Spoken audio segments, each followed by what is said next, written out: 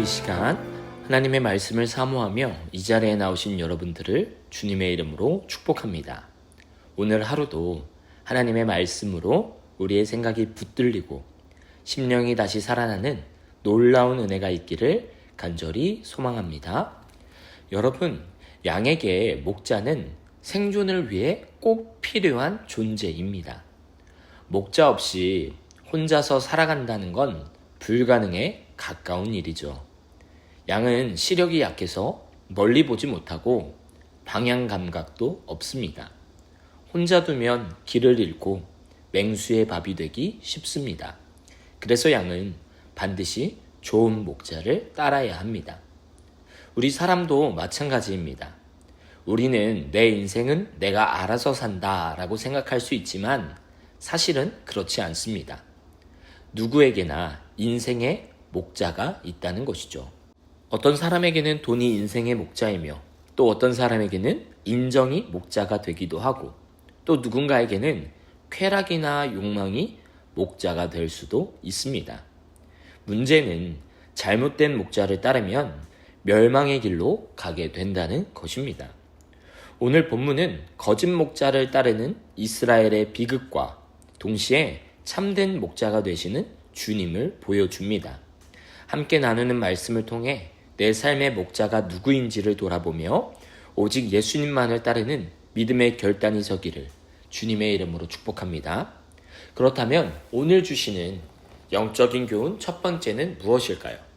거짓 목자는 멸망의 길로 인도한다는 것입니다.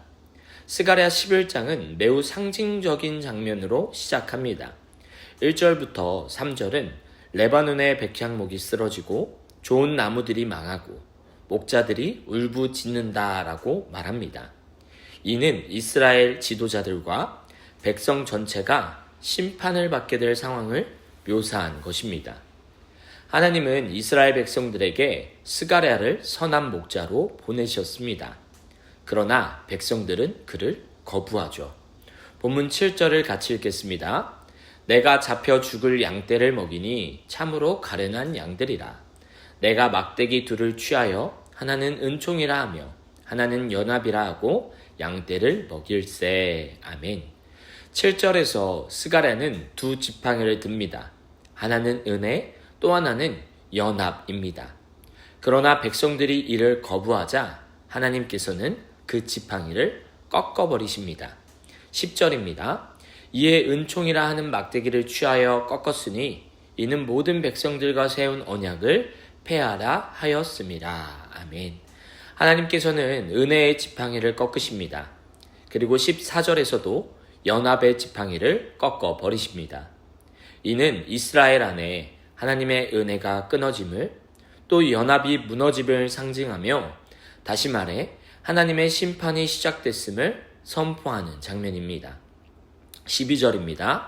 내가 그들에게 이르되 너희가 좋게 여기거든 내 품삯을 내게 주고 그렇지 아니하거든 그만두라. 그들이 곧 은 30개를 달아서 내 품삯을 삼은지라. 아멘. 12절에서 선지자는 백성들에게 품삯을 요구합니다. 그러자 백성들은 은 30냥을 달아줍니다. 언뜻 보기엔 백성들이 선지자에게 은혜를 베푼 것처럼 보이지만 은 30은 당시 노예의 값이자 멸시의 상징이었습니다. 다시 말해 은 30냥의 의미는 하나님의 선지자를 노예와 같은 급으로 여긴다는 의미였고 하나님의 은혜를 값싼 가치로 여겼음을 의미합니다. 그리고 이 장면은 장차 예수님께서 유다에게 은 30에 팔리실 사건을 예언하는 그림자이기도 합니다. 사랑하는 성도님들, 오늘 우리는 하나님의 은혜와 주님의 말씀을 얼마나 소중히 여기며 살아가고 있습니까? 혹시 오늘 이스라엘 백성들처럼 하나님의 은혜를 값싼 것으로 치부하고 있지는 않습니까? 당연히 우리는 그렇게 생각하지 않겠지만 실제 내 삶의 모습을 정확히 봐야 합니다. 머리로는 하나님의 은혜를 귀하다 여기면서도 삶으로는 세상의 가치를 더더욱 소중히 여기고 그것을 자신의 목자로 삼는다면 우리는 하나님보다 세상을 더 가치 있게 생각하는 사람일 것입니다. 오늘 이스라엘은 하나님보다 세상을 더 가치 있게 여기며 하나님이 보내신 선한 목자를 거부하였습니다. 그 결과 하나님께서는 은혜와 연합을 꺾으시며 심판을 선포하십니다. 오늘 우리도 마찬가지입니다. 비록 우리가 선지자를 멀리하거나 직접적으로 거부하지 않는다 해도 삶의 모습에서 돈과 권력, 자신의 욕망과 쾌락을 목자로 삼는다면 우리 또한 은혜와 연합을 잃어버리는 어리석은 자가 될 것입니다. 사랑하는 성도님들, 세상이 우리의 목자가 되지 않게 하십시오. 오직 주님만이 길이요 진리요 생명이십니다. 그분만을 따라 살아가는 저와 여러분의 복된 삶이 되기를 주님의 이름으로 축복합니다. 두 번째, 참 목자는 자신보다 양을 더 사랑한다는 것입니다. 15절과 16절 읽겠습니다. 여호와께서 내게 이르시되 너는 또 어리석은 목자의 기구들을 빼앗을지니라. 보라, 내가 한 목자를 이 땅에 일으키리니 그가 없어진 자를 마음에 두지 아니하며 흩어진 자를 찾지 아니하며 상한 자를 고치지 아니하며 강건한 자를 먹이지 아니하고 오히려 살찐 자의 고기를 먹으며 또 그 굽을 찢으리라. 아멘. 15절부터는 어리석은 목자가 등장합니다. 그는 양을 돌보지 않고 상한 것을 고치지 않으며 잃은 것을 찾지 않는 목자입니다. 오히려 살찐 양의 살을 뜯어먹으며 자신을 위해 양을 희생시킵니다. 그러나 참 목자는 다릅니다. 진정한 목자는 양을 위해 싸우며 잃은 양을 찾아다니고 쉴 만한 푸른 초장으로 양들을 인도합니다. 그러므로 참 목자의 음성을 따르면 풍성한 먹거리가 있고 안전이 보장되며 참심을 누릴 수 있습니다. 그런데 우리는 착각하며 살아갈 때가 많이 있는 것 같습니다. 말씀이 우리를 억압하고 진리가 우리를 가둬놓는다고 생각합니다. 저 또한 젊은 시절에 예수님을 따르는 것이 참 불편했습니다.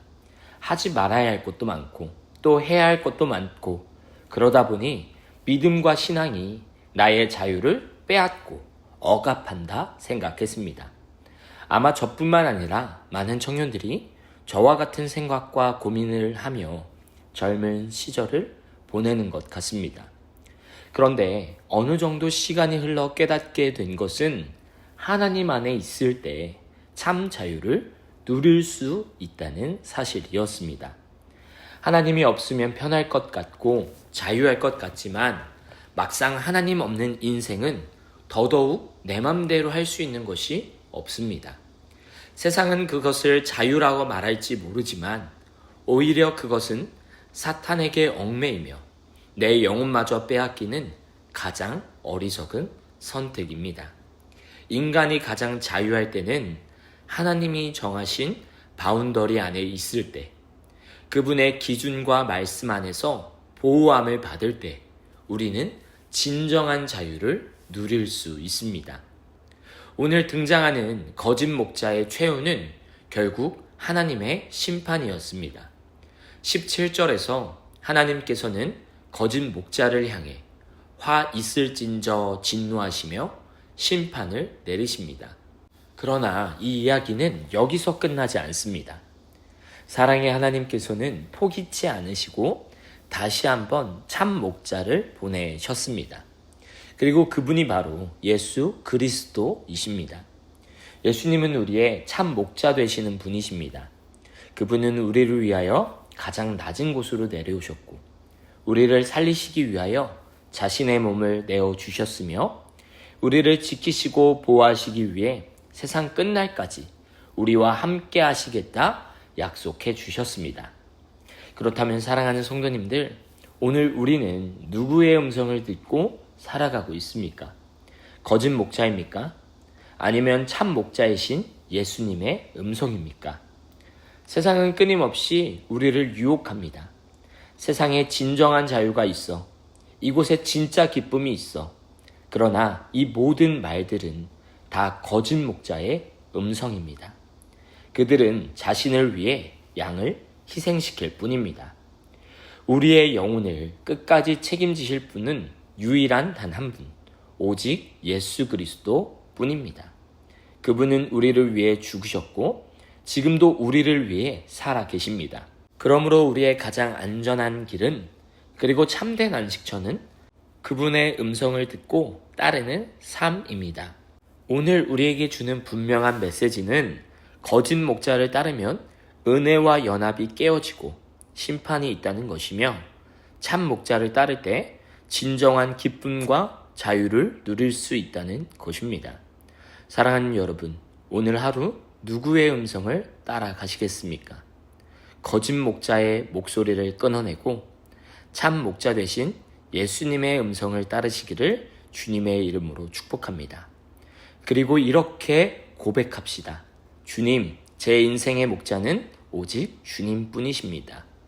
주님의 음성을 따르고 주님의 길을 걷겠습니다. 우리의 이러한 고백 위에 참 목자의 인도하심과 보호하심이 영원토록 충만하게 함께하기를 주님의 이름으로 축복합니다. 아멘.